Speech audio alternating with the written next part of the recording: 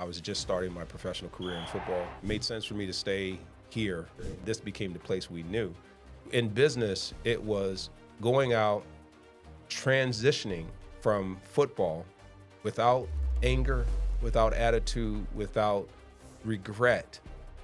And then in a short period of time, completely owning the entire market of Michigan. Yep. And then from there, taking over the entire Florida market and growing that one as well. I can personally see a direct correlation to the ups and downs of business and how that molded you to be able to take those hits. That constant growth and learning, which is what makes it so exciting. It's what gives you hope. No one wants their legacy to be buried and placed underneath something.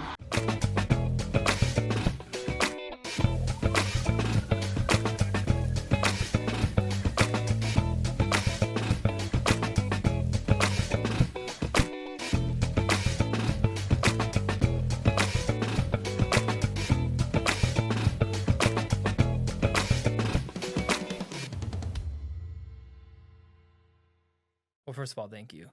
I was just talking to Tom. He's like, Dylan, you realize it's a Thursday afternoon and you're about to talk to like Herman Moore, like Lions legend Herman Moore. And sometimes I have to like brace myself because like when I started this podcast, dude, I was like, I'm just going to talk to some people. And I'm like, what are we doing here? So it's cool. I appreciate you coming on. Absolutely. This is exciting. So I got a couple fun questions for you. I mean, the first thing I want to know, like, why'd you stay in Michigan? Because there's so many athletes, they make their money, they do their thing, and then they go to California, they go to Florida. Like, why'd you stay? Well, no argument there, because if anyone who knows about the East Coast, they understand where the University of Virginia is in Charlottesville, and then also just Virginia as a whole. It's a beautiful state, and you get all 4 distinctive seasons. A lot of people ask that, and the time when our season ends is typically a lot of snow here in Michigan. Yeah. And you would think I would want to be like the snowbirds who want to leave and go back to Florida, go back to warmer weather. But my kids were born here. When I came here, started my family in 91, and my first son was born in 92. So it was their birthplace. It was establishing my roots there. I was just starting my professional career in football. So it made sense. It made sense for me to stay here. And then as I stayed here and the family became more acclimated to being here, and this became the place we knew, eventually Michigan has surpassed me. This is the place I've been. This is my longest tenure in terms of staying in a state and living somewhere in my entire life, even more so than my birth state. Huh. I heard a rumor. I want to know if this is true. So when you got drafted by the Lions, and I don't know if this is the case, I heard a rumor that your rookie year, it was okay. But it's because you couldn't see the ball great. It wasn't. It was far Is from that okay. true? They were being kind to you. Okay. If they said my first year was okay. Because I don't want to show my age or show your age at this. I course. wasn't really like, I don't even really know how old I was back that season. It was a bad year. Yeah. So what happened? So it was started out. I came in highly confident, first round draft pick out of Virginia, 10th pick overall, first receiver taken. And what people didn't know is I wore glasses. And back then, the contact lenses were cool. You transition from your glasses, you put in the contact lenses. It was a whole process, right? With cleaning the solution, and you got to do all this stuff. And it became, because of the workload and the schedule, it became very tedious. It became a lot of work. And while I could get away with it at certain times at practice, because it was just, for some reason it worked in practice. And you roll into my first home game, and we're playing against the team, and I started dropping passes, and I was known for having sticky hands, like not like hands being not being a thief or anything, like going to steal and stuff. It's but embarrassing, the hand size. I mean, that's crazy. They've gotten a little damage on them now, but when I came in, it was like I was known for being a true hands catcher, pass catcher, very dependable, very reliable, and ultimately under the bright lights. My first time being under bright lights, first pass came out. It was a real quick. It was a run and shoot kind of altered offense. I ran a real quick out route, and I dropped it. It was right on me. It was only like a 3-yard route. And I was like, wow, no big deal. Yeah, big maybe crowd. some nerves, rookie, big whatever. Thing, yeah. People were in the Silver Dome. It's a beautiful place. At the time, it was loud, intimidating stadium. And the coach said, run it again. I ran the route again. Same route. Threw it to me. I dropped that one. So all of a sudden, you get a little bit of the rumbling that you can hear in the stadium. And he said, run it again. 3rd down, 3rd and 10. And after this time, everyone's looking at me kind of side-eyed in the huddle. What's going on? Like, we know, we seen you at practice. Like, what's going on? And then I ran out, and it was slightly behind me, a little high behind me, and I dropped it. And it was the first time I'd ever heard booing, and I got booed. First game. First game. And from then, it wasn't a shock to my confidence, but it was just different. And I don't know what happened in that piece. And then a lot of people say, you know what, I think it's because, he's got nerves, he's got whatever, but people didn't realize I wasn't wearing my contacts. I decided to just kind of go at it and do it on my own. And that's really all it was. Huh. And then did you just go the whole season that way? I went, the damage was done. This was a team of veteran players. You had a highly competitive receiving unit. We had a lot of uncertainty and volatility at the quarterback position. So yeah, they didn't want to mess around with it at all. We had superstar and Barry Sanders already established himself, but it was one of those deals, man. You deal with it, you roll with it.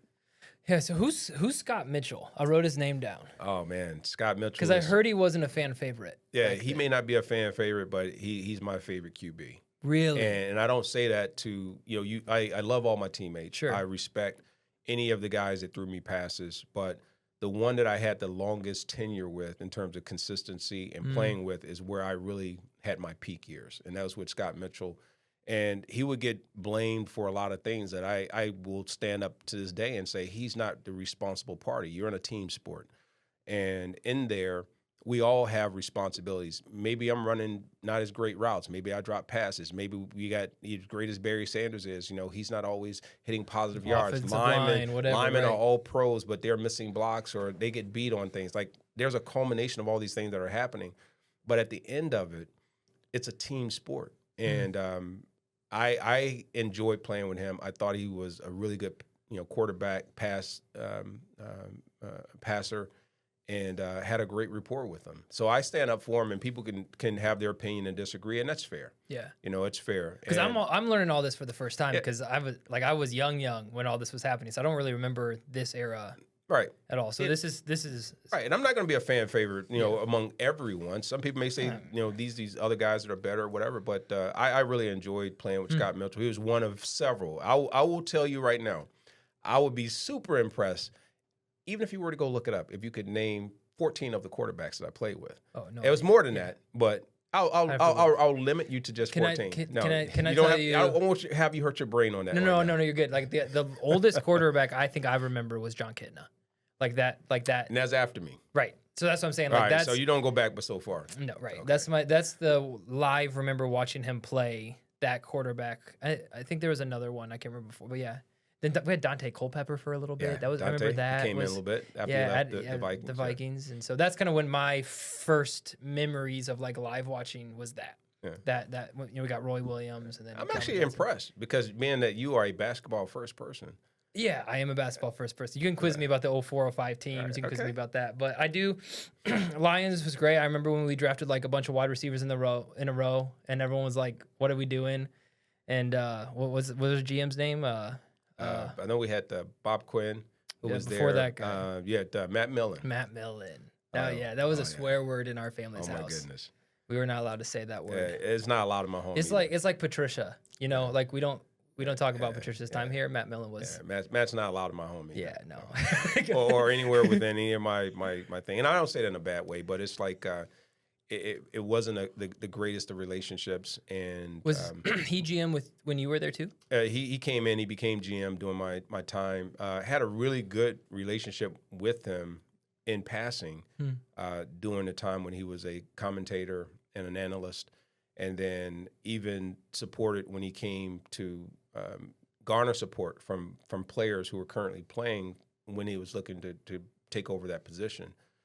And for some reason, it just deteriorated after that, and it became a very different relationship that it wasn't caused on my end. And as much as I just think that you find out a lot more about people when you look at them consistently over time. Yeah. I know it was interesting. Well, I have to ask you this. I don't want to get into the sad side of the lines. I want to ask you this. Like, first of all, congratulations, Hall of Fame college football announced within the past couple weeks, right? Yes. Like very recent. Congratulations, I man. appreciate it. Thank you. So when I think of legacy, right? There's so many people like, what does that mean, legacy? You've added this out of like a number of things. Just inducted the 2026 College Football Hall of Fame, two-time All-American, consistent first-time All-American 1990. You were sixth in Heisman voting, I believe. I wrote that down. And then next thing you know, you're 10th overall pick in the Lions. You set record after record after record for the Lions. You played with one of the best in Barry Sanders. And what people don't know about you is you didn't stop. And I think this is one thing I love about talking to athletes. You kept your legacy going in business. You've started business after business. You've gotten your fingers in so many different things. When I say, like, what is Herman Moore's legacy and what does he want that to be? What would you say? It is exploring excellence at all endeavors in everything that you do. I think there's times in which we fear that you have to be smart in things that you do, the choices that you make, but you got to understand who you are, the person. You got to understand what your fabric is.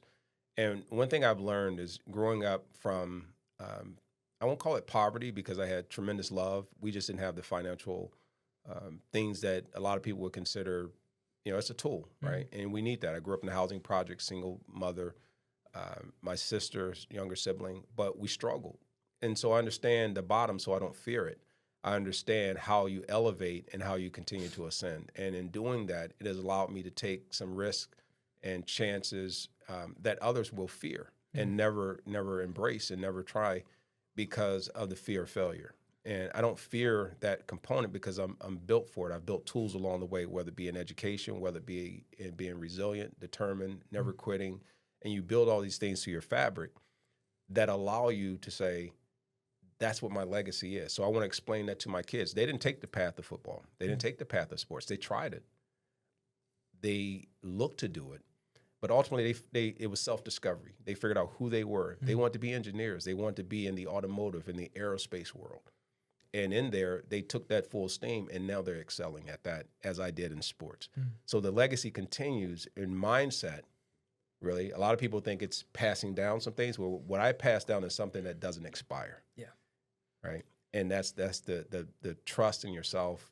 That is the endurance. That is the determination and all these things that can go generation to generation to generation. What lessons while playing football do you think you learned that helped you get this mindset? Competing and understanding that in order to gain, you must be willing to sacrifice. And that sacrifice comes from doing things repeatedly at a high level, consistently, all the time. We all want a shortcut. I think we're all born with the ability to be great, to be outstanding. Yes, there are some challenges in different areas. There are some things that unfortunately, at birth, people are afflicted with. But it's all about how you handle it and where you become the best self. And if you find that self-discovery of being that best self, then ultimately what happens is if you're giving your best, you really never fail because you couldn't have done more. Right. And it's taking me a while. I didn't start out that way. I developed into that because people would go, you're not giving your best. You're cutting corners or you're not doing those things. And I'm blessed to be in sports because you now have accountability. And that's something that a lot of people forget about. You need accountability in pretty much everything that you do. You got to understand the consequences. You got to understand the responsibilities. You got to understand what is it that you are saying you're going to do that someone else can hold you accountable for and measure you against your word. You mentioned your children and how they tried sports and then they decided to do other paths. And I never thought to ask this question, but I'm sitting in front of an athlete right now. Do you think athletes struggle with like the next generation of knowing how to parent their kid, like maybe wanting them to take up the mantle of sports and not wanting to put extra pressure on them to do so? And then what's it like for the kid? Does the kid deal with extra pressure to live up to dad's name or live up to mom's name? Like, how does that dynamic work within athletes, especially very successful athletes and their kids? That's a dynamic that is definitely at play in the sports world or from people who are highly competitive or aspiring to do great things.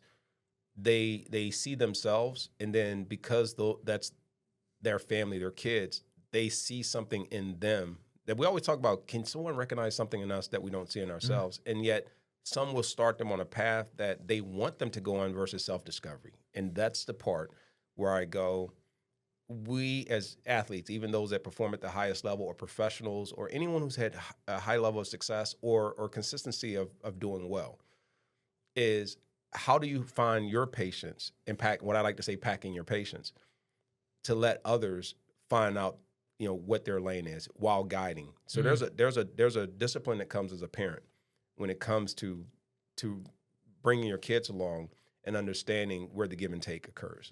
And I had to learn that at the go. It's not like I got tons of kids. I got 2 boys, and they're only a little less than 18 months apart, and they're taking different paths. They have different skill sets.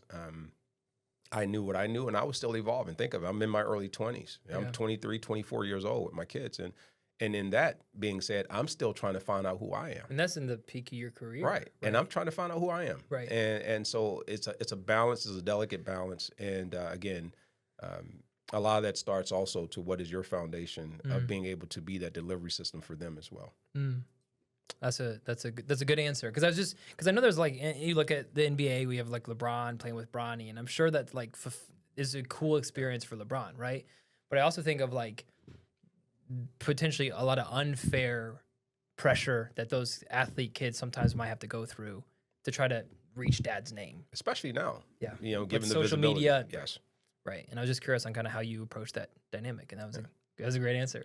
That's perfect. Okay, I want to get back to football in a second, but I know every interview you do is like football.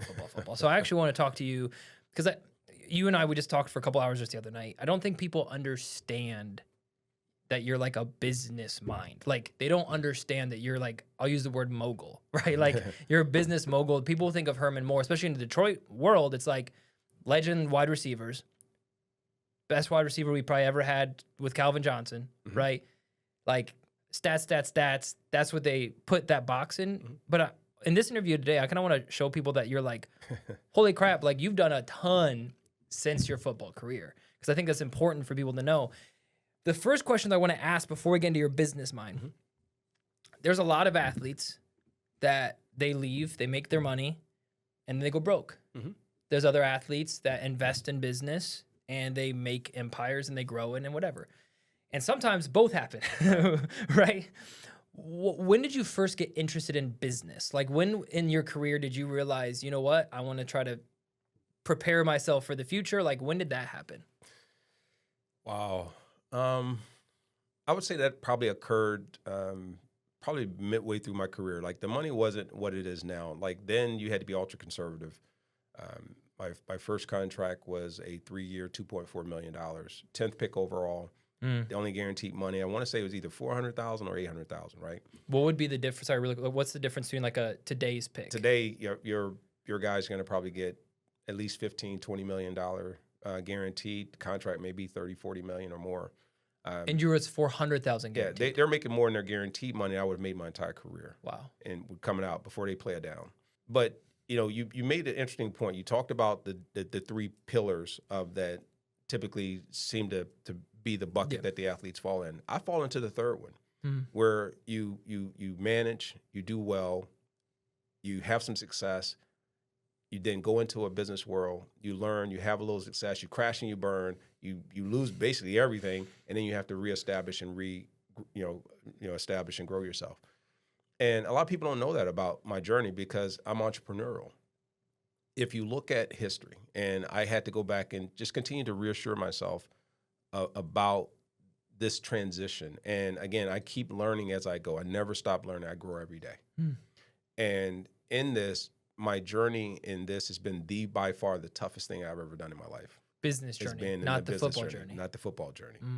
The easy button for me is to go motivationally speak, be a corporate ambassador, to go out and meet and greet, card signings, and go on the sports shows, and it's some good careers, great careers, but they're self-fulfillment that I need. And this is a life that I only get to do this time. Yeah.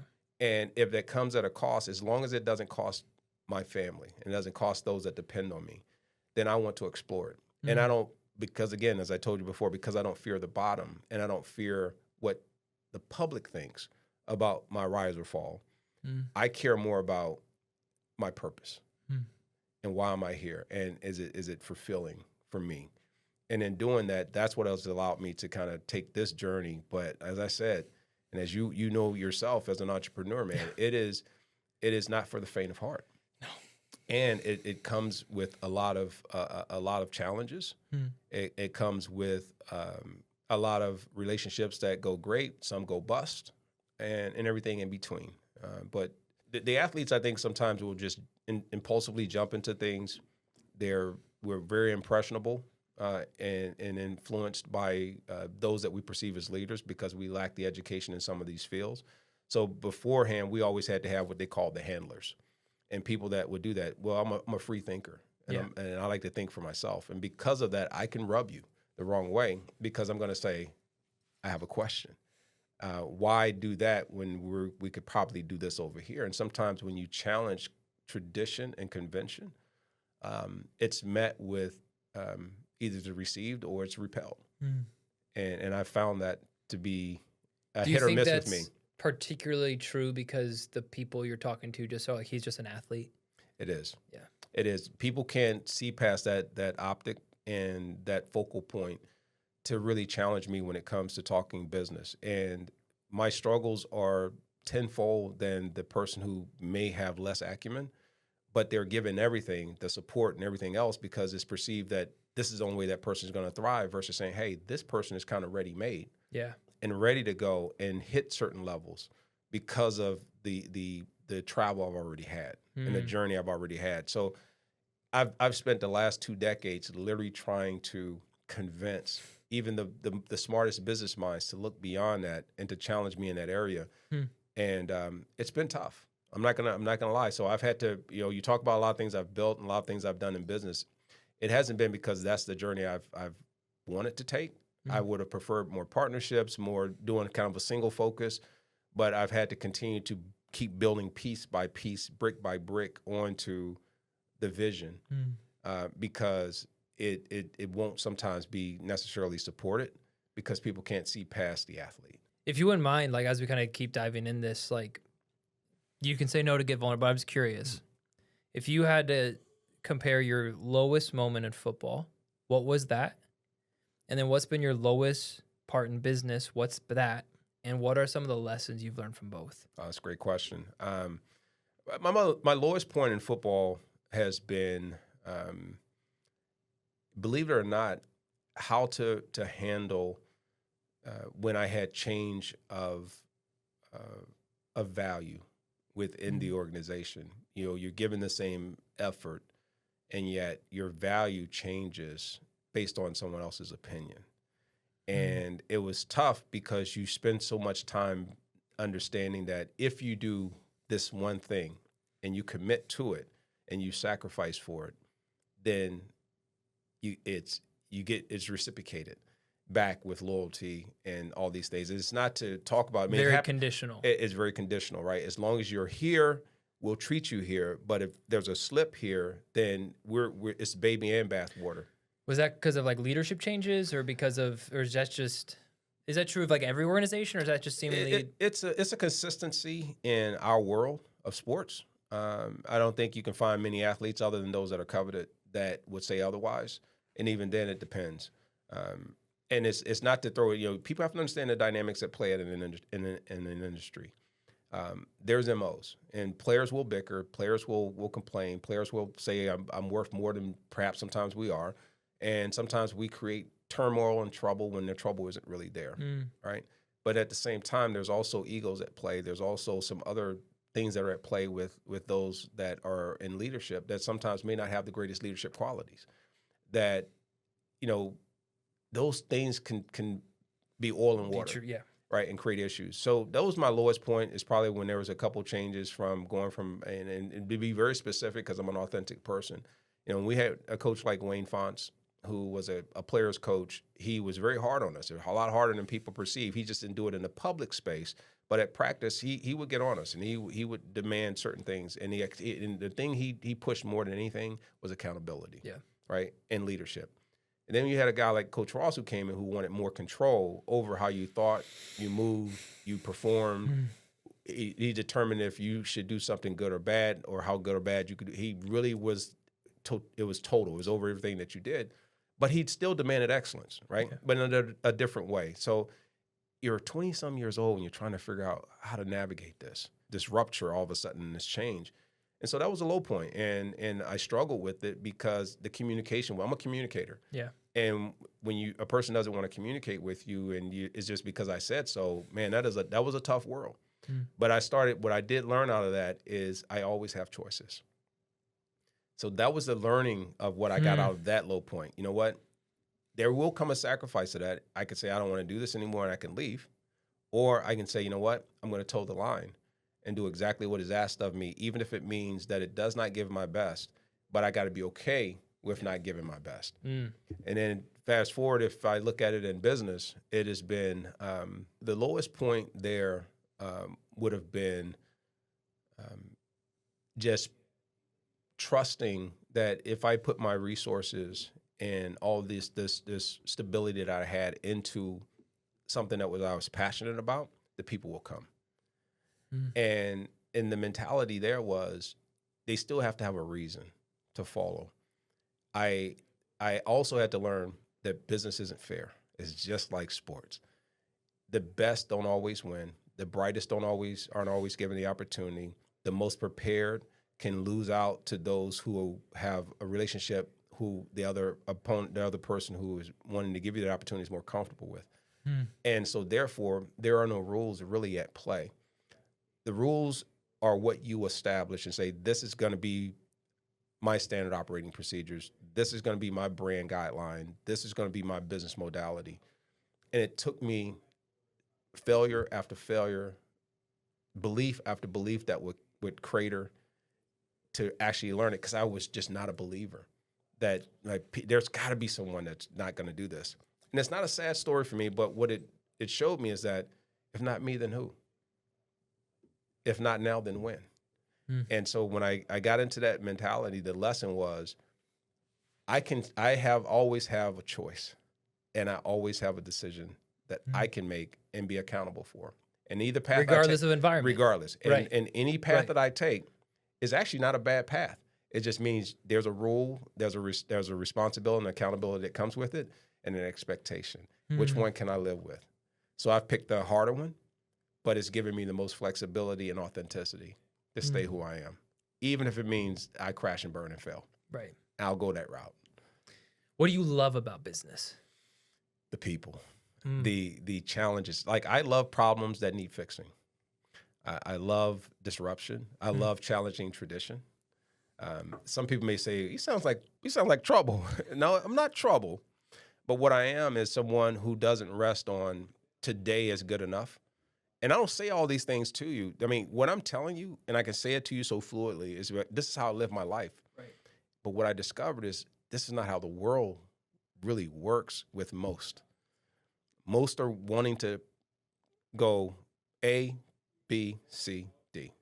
And sometimes while that sounds great, and we are taught that, sometimes you may already be past D, and you're looking for the next piece.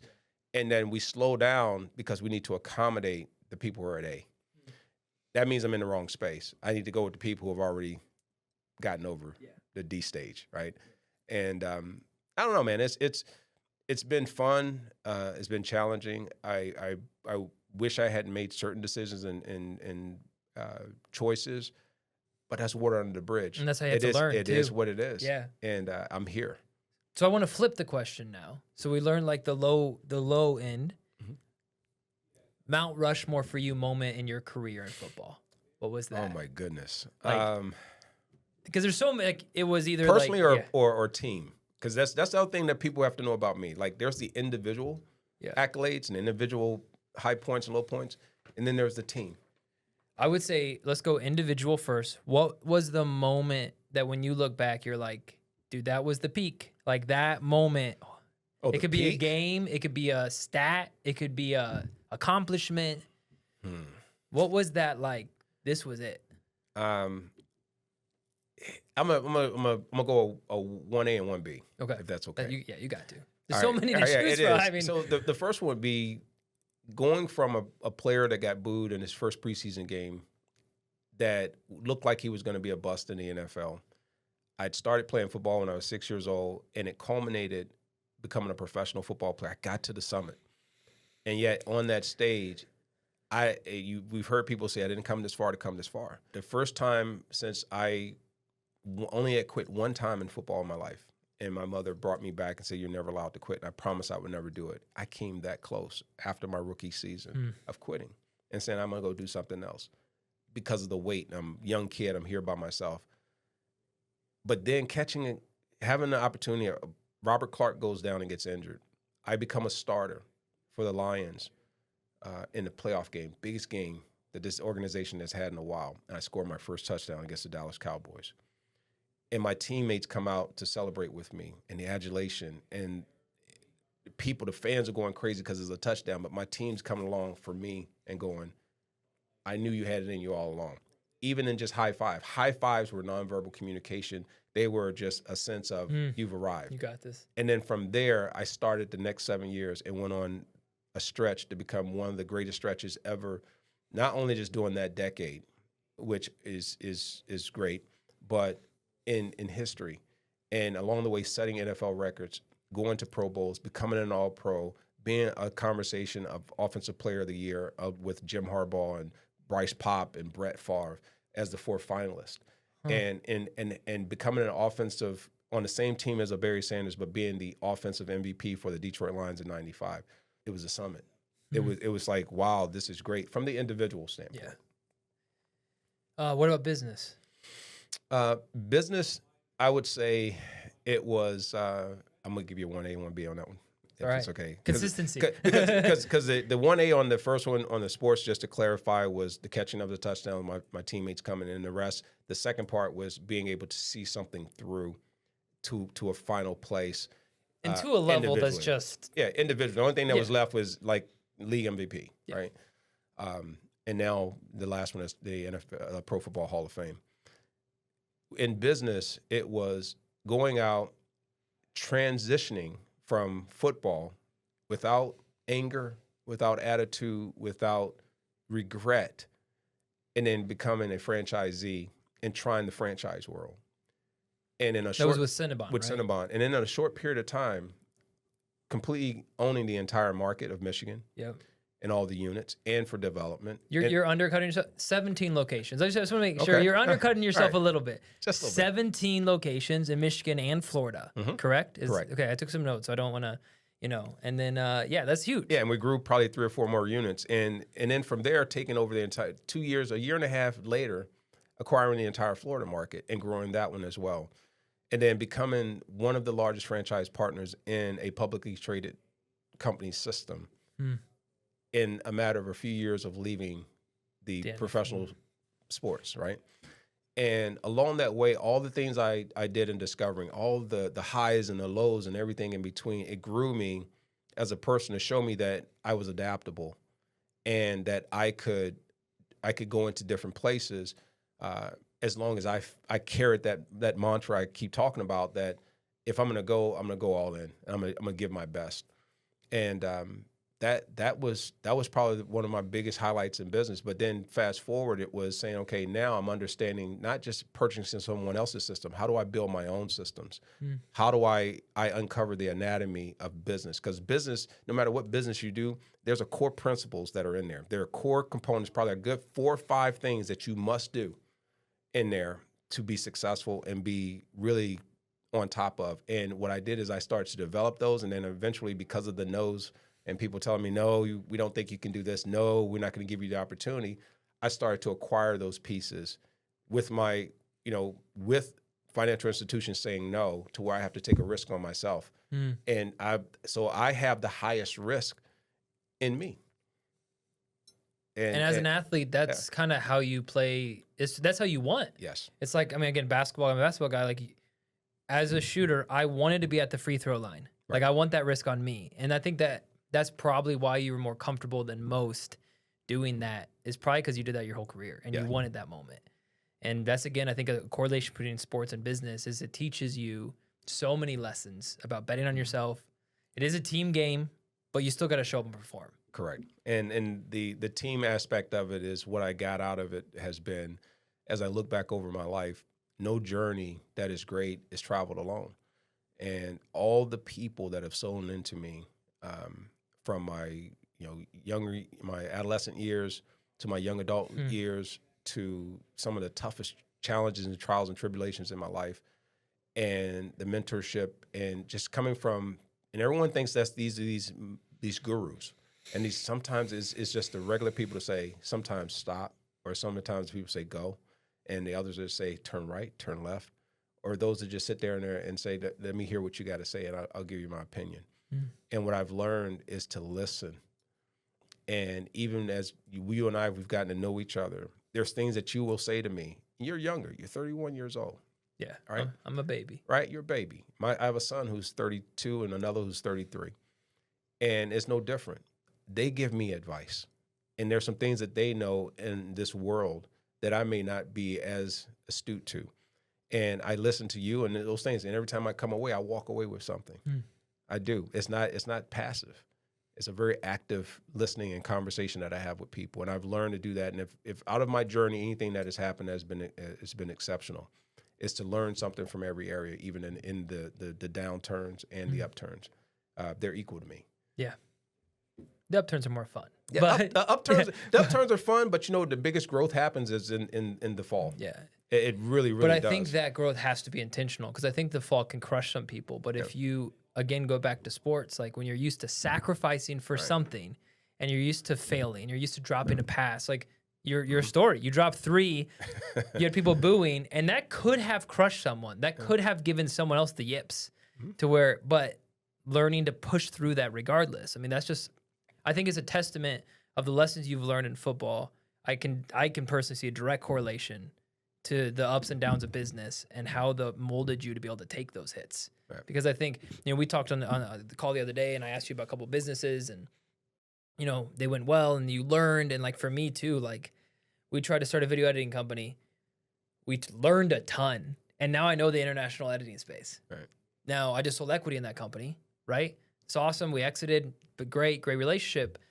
Did it exceed and do $20 million? No. Did I learn a ton throughout that journey? And am I grateful for that year and a half that I co-founded and started that company? Yes. Was the end result a Super Bowl? No. But the lessons I learned from that allow me to build what I'm building now. And I wouldn't have had it. And I actually told that to the guy I sold the equity back to. I was like, listen, I know this didn't work out the way we all wanted, but without this opportunity, I would have never started 313 Media Company. I would have always just thought I had to sell insurance for the rest of my life. You gave me the hope that I could do something else with my life. Even though it didn't really turn out the way we really wanted it to, I still won. Right. And, that's, I think, the lesson entrepreneurs have to have. What are your fears?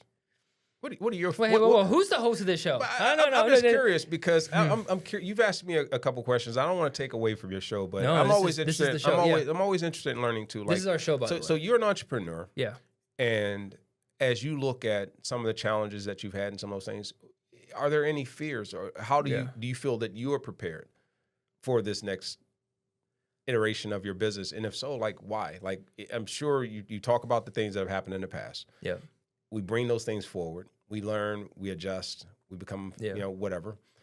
I mean, are there any fears? Are there any concerns? Or are there some things that you're saying, hey, I got to make sure I look out for this? Yeah. I just want to provide for my family. I think that's it. And the fear is that, well, cash flow's there, we're growing a company, but my family is in the same position it's been for 5 years, and we're not seeing any of that cash flow drip. Like, I want to be able to take a great vacation and give my kids memories. I want to be able to get a car that's not a 2010 CRV that burns oil that we are replacing and I want to be able to give my wife a safer car. My fear, if we're going to be real and authentic, is that I build a great cash flow company that I pay a bunch of other people that are making great money that I never see. That's the fear. That's what's happened. And pretty much like in insurance, made 6 digits every single year since I started, every year. We didn't see 6 digits, right? We invested in people that you met. We invested in spaces and agents and giving away opportunities for them to make their careers. And then most years, my team always made more money than I did, right? That's just the life of an entrepreneur. Correct. And so I think just the fear of knowing the investment that this company is taking and will take is like, I really hope this is the one that pays off because I just want to provide. You know, I want to be the provider. I want to like, you know, just show my wife like it's worth the sacrifice that we've made to get to this point. And the fear is like, if it doesn't happen, like, Right. what is that? So yeah, I think that's it. The good news is we went through COVID as a B2B insurance agency when Michigan shut down. We survived. We learned how to live unbelievably lean, you know, no car payments, like slash everything, live on 30K a year as a business owner. We learned how to do this. So we're ready. Like we like, you know, if I took home 80 grand a year, dude, it'd be like, are you kidding me? Right. And people watching this would be like, are you serious? I'm like, well, that's just the life of the business it's been. And we've made the investments. And like, for me, like the failure was insurance. Like, we service a bunch of companies. We do a lot of premium, but the trickle down hasn't been great to us. But I've changed other people's lives, like him. Like Tom is killing it. Mm-hmm. And that makes me fulfilled. And I actually have a problem where I love giving money away. I love like watching other people's like, and so my wife's like, could we just like be a little selfish? Keep a little bit. Just a little, just, you know, tighten that up. So that's probably it. A lot of parallels. Like that's, and I just specifically asked that question because to reassure you and also to let you know that it's a I won't say it should be a normal path, but when you sit at the head and you are the person who's sitting at the top and you're accountable, you're typically the last to eat for the most part, unless you don't care about your people. If you care about your people, you will sacrifice and maybe sometimes over-sacrifice. And finding that balance means you have to understand some of those things that you've gone through. And because you just mentioned everything that I talk about, that even now, as I build and develop new businesses, I have to understand how to turn lean, how to divest or to get out of other situations that weren't as profitable or that didn't go as well, but also keep your character about not leaving people hanging. And sometimes this is unavoidable. Because that's part of everybody who's in business. It's part of the game. It's part of the deal. But I'll say this, man. It's like in doing that, you understand the levels. And I always tell people, if you understand what is expected at each level, no matter if it's the bottom, which is bad, to next to not being so bad, to average, you understand the rules of all those things and how to manage those, you grow. Yeah. And so and you have to. And that's why I ask you what you fear, because once you overcome those fears, they no longer become fear. Yeah. They become guardrails. Yeah. They become guideposts. Yeah. You know, and that's what has happened with me. I know I can sense where I'm going before I get there. And I make a decision consciously to go, if I hit that part, which is kind of close to the bottom, can I recover? And can I make sure I don't leave a lot of bad things in my wake? Yeah. But I understand what it's going to take to get back. Well, I think that's the key. You know what it's going to take. And that's why I get excited about this is like, you know, and you know, we opened up this company in October 1st and we're already doing more cash flow than I've ever made in insurance in 3 months. And I was like, oh, that's awesome. Like we're on track to do $1 million. And I'm like, oh, and it's something that I love. And that's the thing. Like, I don't feel like I ever work. Like, I love this. Driven and passionate. Like, I love this. Like, the insurance was driven out of a need to provide. Like, I'm a naturally outgoing person. I enjoy meeting people. I'm very grateful for the opportunity. And I like the product that we sold. It was, you know, 2 companies. I didn't have to knock people's homes. It was like door to door for businesses and employee benefits. It was like things that are needed, right? It was cheap for the business owner. They didn't have to pay for it. Like, it could be employee funded. It was fine, right? But I didn't love it. And this is like, I'm like, this is awesome, you know? And you're telling me that I get to help a company. Like, in 5 years, every company that doesn't have a podcast is going to be like, they don't have a website. Like, it needs to happen. It's something they need content. And I've made the mistakes. I barely got out 12 episodes my first year of podcasting that I edited myself. Like, and I sucked, right? And I learned what it took. And now I get to have the opportunity to get paid to help people do that. I'm like, what better opportunity is there? And considering the market opportunity, like what 1% of businesses have podcasts right now? Right. It's like, yeah, I'm in. You know, like this is, and so it's fun. And then I get to provide, like, Cannon is my integrator in Texas, and he's getting paid, and I get to change his financial situations. That's felt great. And we just hired Christina. And so yeah, I love it. Yeah. It's just you're finding those niche areas and you're filling a spot and a need. And that's another thing in business. It took me a while to learn. And you can either take market share or you can uncover and provide that release and that relief that other people are looking for by giving them something that the market is missing. Yeah. And so again, that constant growth and learning, which is what makes it so exciting. Yeah. And business is dynamic. It's what gives you hope. It is. And that's it. Yeah. Yeah. Okay, enough about me. This is boring. All right. That was your fault. No, I enjoyed it. No, I enjoyed Okay. it. This is your world. Yeah. This is your podcast. But Yeah. at the same time, there's a lot of mutual respect. Appreciate that. so yeah. Same, man. I will say, like, when I told my dad, so my dad, massive Lions fan, right? So we grew up in Ohio. So my dad grew up in Royal Oak. I grew up in Ohio. I was born in Newark, Ohio. I was actually adopted. So, I got adopted. My parents adopted me, whatever. Which, great. That's a whole nother story. And group Lions fan, my dad, like, and when I said, hey, by the way, you know who Herman Moore is? I was like, Dylan. Like, Herman Moore was Calvin before Calvin. Like, what are we doing with this? And so I said, well, hey, like, I met him. And he was like, you met Herman Moore? I was like, yeah. He's like, dude, that's awesome. And I was like, well, we might actually, like, figure out some sort of deal or whatever. He's like, his world was, like, blown because, like, he watches you every Sunday. Mm-hmm. And arguably, you and Calvin's career are very similar. I mean, very similar. I wanted to ask you this. Go back to football. So I had a question for you. I don't know how to. You're the only person that I think you're the most qualified athlete that I can ask this question to, and I wanted to know your version of this. So in basketball, you would have because I love basketball, as you can tell. Mm-hmm. Miami Heat, when LeBron James, Dwayne Wade, Chris Bosh, you had like this the three stars kind of coexisting at the same time. In football, that does happen sometimes too. Very rarely, though, on offense do you have two elite players in different positions, like when you had Barry and you had you, mm-hmm. right? What is it like sharing legacy with Barry, knowing that if you were on any other team in that time, Herman would be a bigger household name than it is now? Right. Because, and that's a fact, I think that's just right. because of Barry. Mm-hmm. However, being on the same team as Barry was probably also a blessing, an unbelievable experience as well. So, like, what's that dichotomy like? And do you think through that sometimes?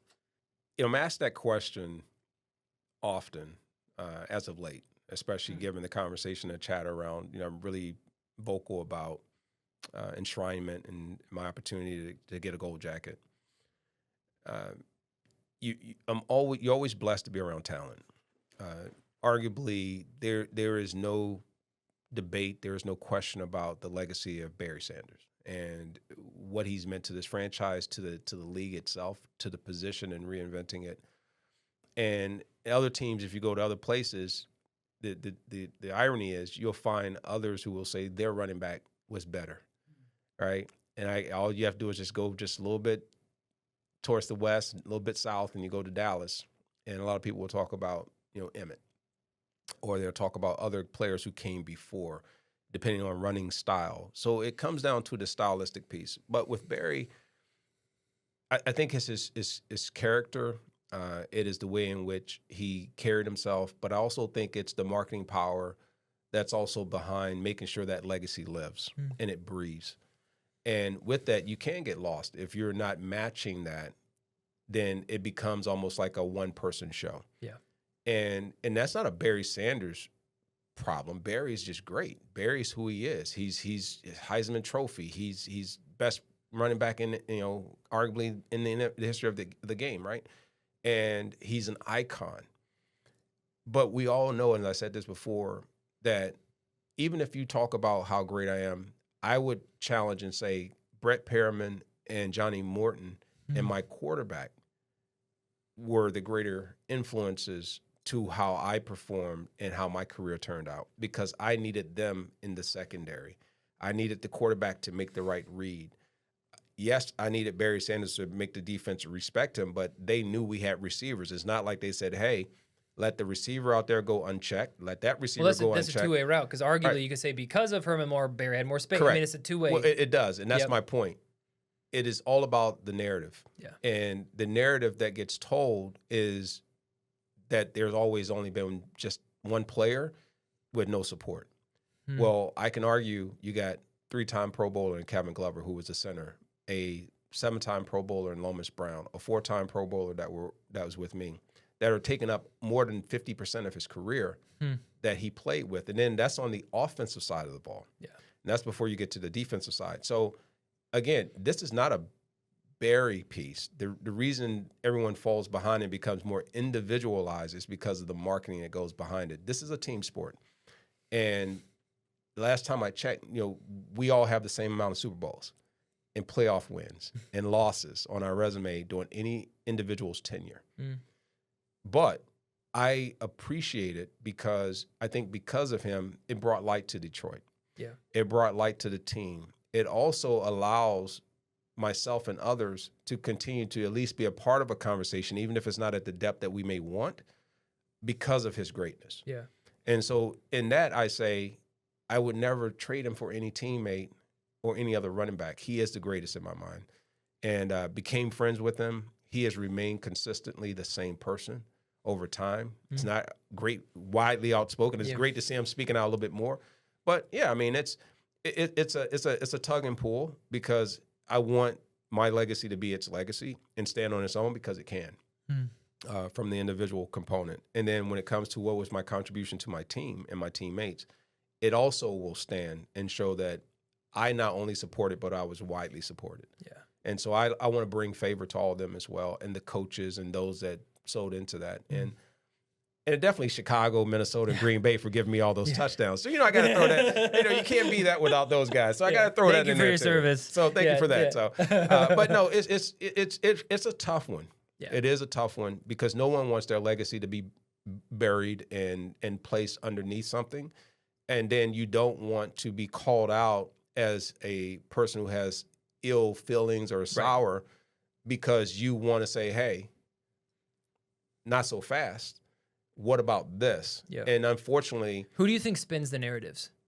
The team is the biggest responsible party for spinning Like the actual, narrative. not the media, the organization. The organization. 100%. I think that's something people don't really people don't realize that. Like No. the media, They think it's like ESPN or whatever. It's not. exactly. Yeah. So think of it like this: when you hear about most things coming out of a market, it's typically pushed by the narrative of the team.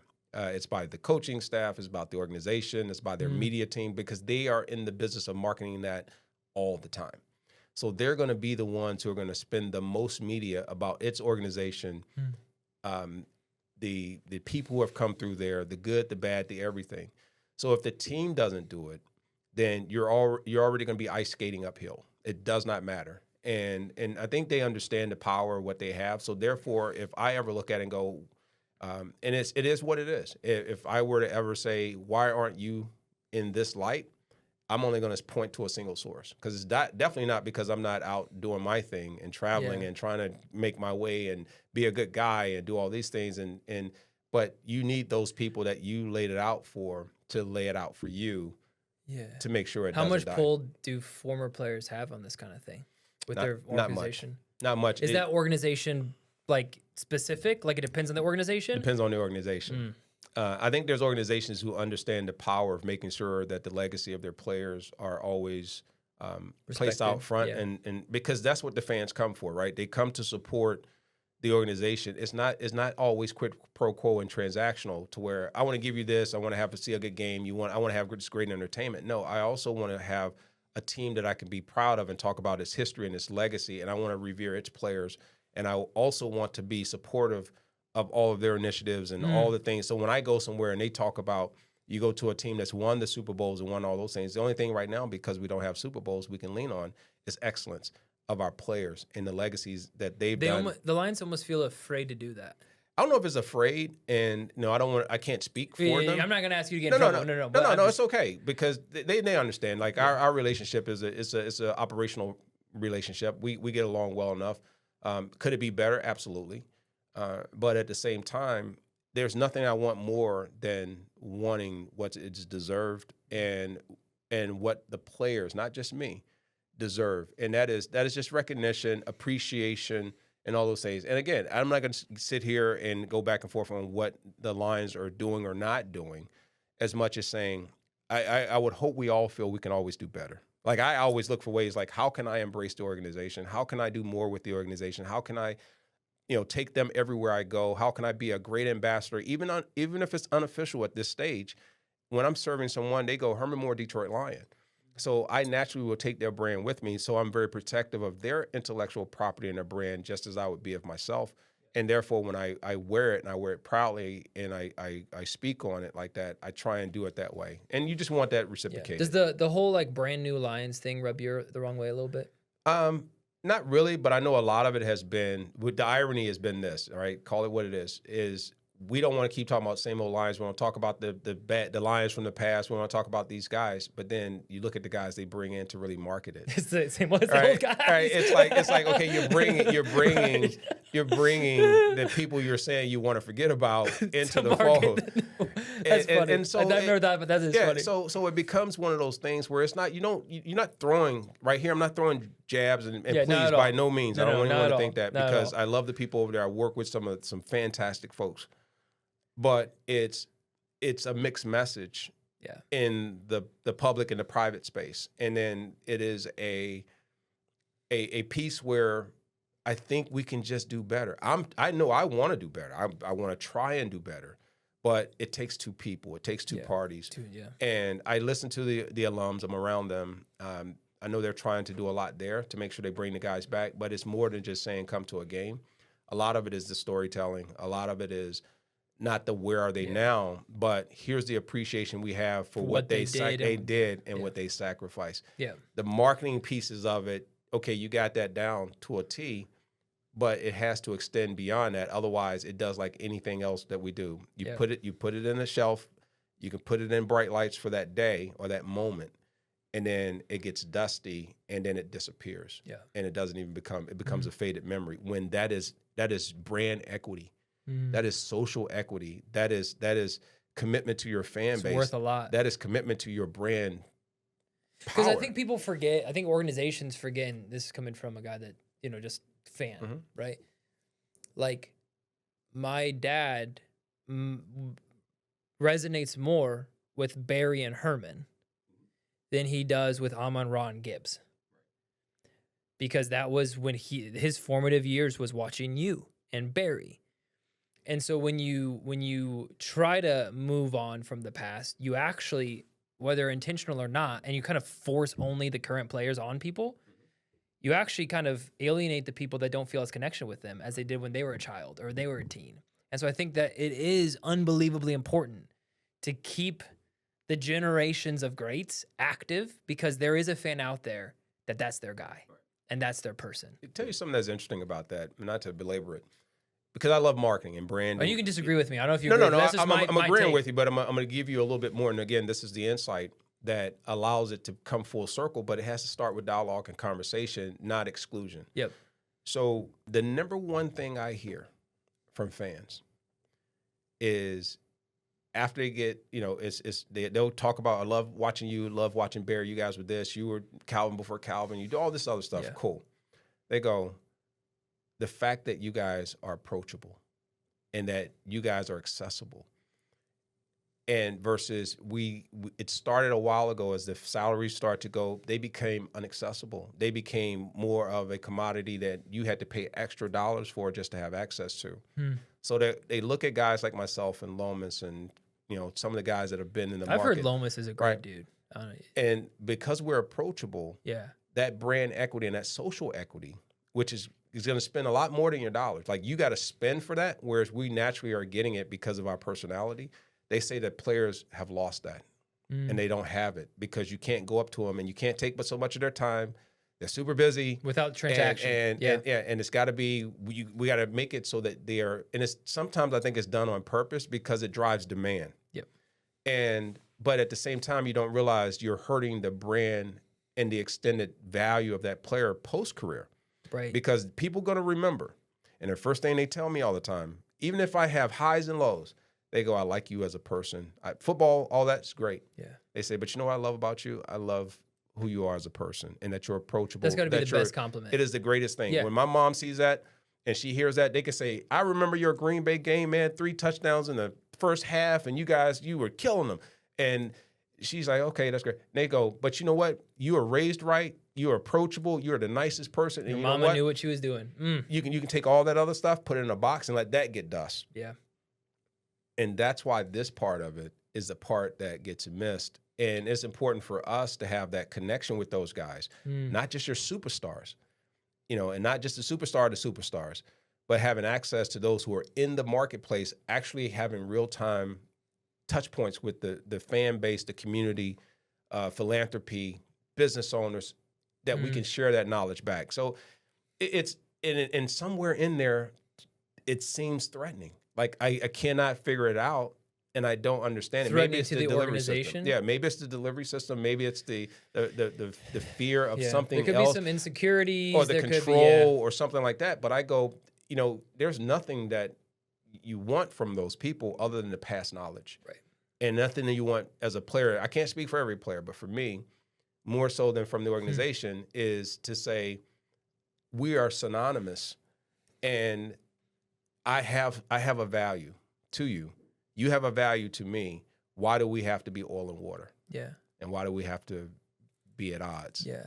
I think we won't get into it today due to time, but next time you come on the show, because we'll make a two-peat for sure later. Like that's why getting more insight on the Calvin thing, like what did happen, like why, like that should have been the best. Barry took a long time to warm up to. There's a lot more we can get into. There's some repeated history that has happened and occurred, and like I said, the stories they aren't siloed. They aren't just individuals. I think it's not just I think it's in the sport itself. Most organizations have battled this exact same thing, and they haven't figured out how to do it. And I don't know if it's personnel or what it may be, but the players are talking. The players are saying this is a problem, and these are consistent things that happen. Why they can't be addressed? You can fix a problem in the stadium for $55 million, but you can't fix relationships with players, and that's what we'll find with these teams. Like you can put millions and millions of dollars into fixing these other problems that tend to be transactional and lead to profitability, but there is profit in making sure that your brand carries over with the people that come in and lay it out on the field. Of course, yeah, because then the stronger the connection with the fan base, the more profitable the organization. Yeah. Like you'd think it'd be that simple, but and to their credit, though, not all players are the same either. Some players bring baggage. Some players bring things that you also need them to also come with accountability. But hopefully, I'm not considered to be one of those players, But I am very vocal, as you could probably tell, in terms of just being truthful. Yeah. And sometimes the truth is the hardest thing to share with people and have a but the truth is how you have to start conversations. I can't have it any other way. Yep. Okay. So we're out of time, but I did have a couple questions for you real quick that I thought were more fun. Fire shoot. Okay. So never done this segment on the show before. I've been wanting to do it. Someone first? You're first. All right. Let's do it. And I thought it'd be fun to ask you a couple would you rather questions. I thought a lot about it. I have two would you rather questions. Just simple. But, I just wanted to hear your thought. So obviously we know Lions have never won a Super Bowl, right? My first would you rather question for you would be, would you have rather won a Super Bowl during your career, at the peak of your career, whenever that was, mid like 5 years in, 4 years, whenever that season was, win the Super Bowl, but tear your ACL in the game and your career would have ended with that win, or not win a Super Bowl and then be able to play a whole career? We won the Super Bowl? You won the Super Bowl. I'll take the Super Bowl. Super Bowl. But see, I'm a torn smart ACL. But I'm a smart guy because I would have had an insurance contract to pay me out the rest of that contract. So either way, you're good. I would have missed out on the accolades individually, but I had my Super Bowl ring and I would still have my contract. Yeah, and you could walk. So I think on my feet. Okay, there you go. Okay, did you play during Ray Lewis's time at all? Yeah, early in his career, I was there. He was in Baltimore. So, would you have rather? Which is a harder accomplishment? Like that's this. 2, tackle Barry Sanders in the open field, or hold on to a catch where Scott Mitchell throws it over the middle where Ray Lewis is waiting. I'll take the hit by Ray Lewis all day than trying to tackle Barry. It's not happening. It's not happening. I mean, I first of all, I've already been on his highlights where myself and others missed. The defensive players missed. I missed. Everybody missed. So I already know that is an impossible feat for me. You could snag the ball. Yeah, I can snag. I ain't worried about that. That's over the middle. I don't fear that. You can't play the position and do it at the level I did it. because that was a no man's land. Yeah. I've gone with the safeties that are willing to knock themselves out. So those are the two would rather. But I had another question. It's not would rather, but what's the hardest hit you took? True story. San Francisco, Bill Romanowski caught a hitch route. Didn't see him coming. He did it like a Tampa 2 rollback or whatever, and he hit me so hard. I said I didn't think about quitting. That was probably the other time I said, I don't know if this sport is really what I really want to do. Ended up catching a touchdown later that game, but he hit me so hard, I think he knocked me under the San Francisco bench on a wet, rainy day, and I came back to their huddle, and they pushed me out of their huddle, and then Scott Mitchell called a timeout. Because you were just I know we were in a quick. walking around. Yeah, it was a no huddle, and it was a 2-minute thing. Like, what are we doing, guys? Somehow, and all of a sudden, I'm walking over to the defensive huddle, and they pushed me out of there, and I'm thinking I'm in my huddle, and Scott asked me if I'm okay, and he calls a timeout. And then he's like, dude, somebody needs to come get him and get him out of the And game. this was before like a lot of the CTE. Yeah. They All put that- you right back in. No, they look at you and they Smelling go, salts. it's Yeah. all this, fall on my hands, or, do you see Your me? eyes Are are you just okay? doing this, Yeah, yeah. and then, he's good. He's good. Oh, he's good to go. Go back in. Yeah. Oh, that's great. That's great. When did the whole head thing start being in the discussion? Speaking of concussions. I have no idea, but I got my bell rang quite a few times. I think I had 7 concussions. Dang. Documented. Dang. Do you have any do you ever have headaches or stuff like that now? Like, do you ever feel? I don't have headaches, but I definitely have memory loss. Like my cognitive skills, I have to admit, I mean, they're suspect. Is that why you ask me my name every time we meet? Every time. Dallas, Denver, Daryl. Daryl. Yeah. Damn it, Dimitri. Yeah. I met. Speaking of concussions, I met Antonio Brown once. That Vontaze perfect hit, dude. Yeah, I met him out. Yeah, I met him out in Pittsburgh a couple times. Yeah. Like, when you watch that happen as a wide receiver, I remember that hit. Yeah, that was well. Like, did you just know immediately, like, that it was just gonna dramatically just change who he was after that hit? Like, because I mean, you play because that hit kind of derailed his career in a lot of ways after that hit. I love him. We had a great conversation. I met him. Like, he was really nice guy to me. So I appreciate that. But like, obviously that hit like marks kind of the change in Antonio Brown's path. Do you ever think through any hits that you're like, dang, like if they would have connected a little more, or like, because that's got to, as a wide receiver, that has to be terrifying going across the middle of the field, knowing you just never know when that last dive for the ball could be. Right. In any position really, because there's bodies flying everywhere and guys are all over the place. But that hit during that game with Cincinnati, it was. I think you can look back at it and say there were some things that definitely changed, but I didn't know he would have that type of an issue if that in fact is what's led to just some of the things that we've seen. But for the most part, man, it is a challenging sport. I know. And it's one that I think people underappreciated the rules before they changed. And then that's why we get into it. And there's a whole nother show. We start talking about the different eras of playing. You can't keep trying to compare. No, you can't. It is impossible. This is an entertainment era. No offense.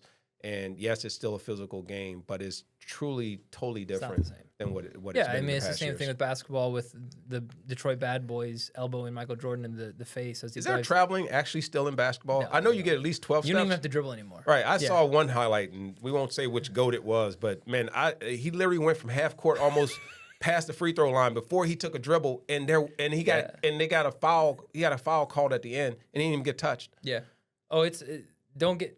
We won't get started. You won't get me started. I won't get started If you with get me started on reffing in the NBA, I'm gonna lose my mind. I don't know what's going on there. Because here's the thing: you don't know if it's a foul in the NBA. It's when it's a clean block, and you can be guaranteed they're not gonna call a foul when it's the most blatant foul in history. They still play defense. So that's surprisingly, I'm gonna get you this one. Okay. I mean, the Pistons right now play the best defense in the NBA. Absolutely. And that's why they're on top. Yes, they are slowly allowing more contact on the drive, slowly. But what I hate, I'm gonna get myself in trouble. So Shai Gilgeous-Alexander, they arguably the best player in the league for OKC.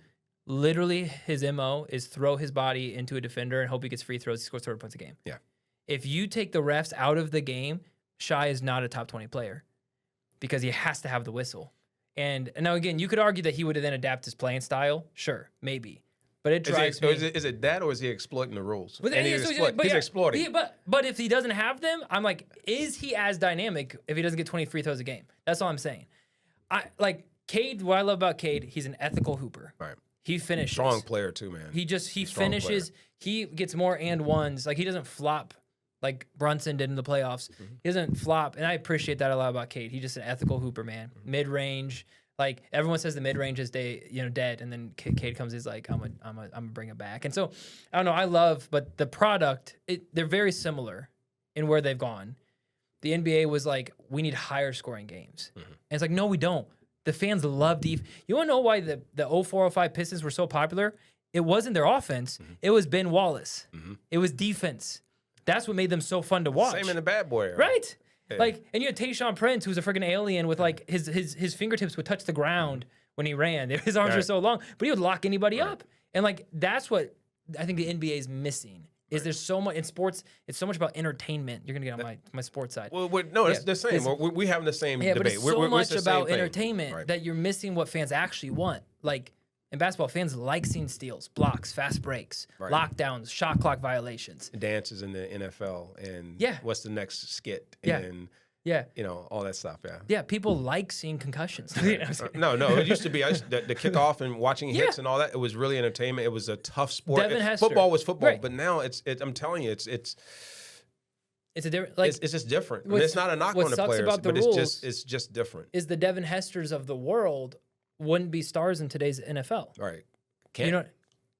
So like, you used to have players that would make their career on kickoff returns and punt returns. Right. Well, kickoff, like you don't. It doesn't matter. You just have to have someone in the end zone that can catch a ball. I think I was looking at like fullbacks that were going and getting 3 and 4 times, going straight to the Pro Bowl with like 200 yards. Like it's a different. It's a different league. So I get it, and everything evolves. Yeah. Not always for good. Not always for good. Yeah, and I'm a young buck, and I say NBA.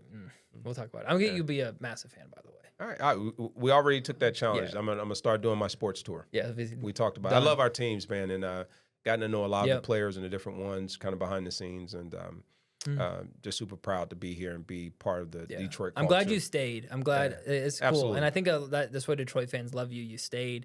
You've invested in Michigan. You've invested in businesses here. You've given jobs, and this is the way I end every show. It's a perfect segue. I give every one of my guests an opportunity to promo something. You can promo a business, you can promo your brand, you can promo where can people find you. This is your opportunity to promo whatever you want, and we'll link it in the description. All right. Well, I appreciate it. If I had to do anything right now, it's going back into things I'm passionate about, and that is community and connecting. So I'm going to be starting to do some on Whatnot.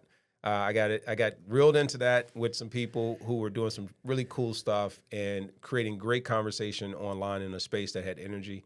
And if you want to be able to do that, we'll make sure you get that channel. We're going to get our Hanging with Herman going.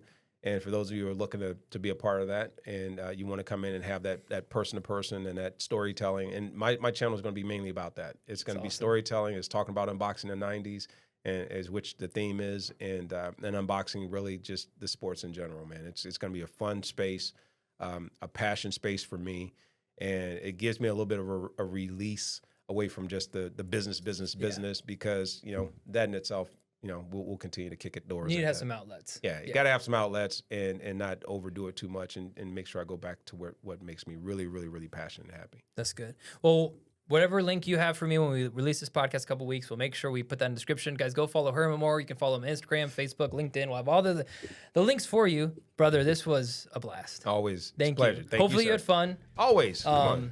It won't end here, so we'll continue to have fun. We'll keep it. Thank you guys so much for coming on this episode of the Dylan England Show. As always, share with a friend, share with your mom, all those things. Thank you to Herman Moore.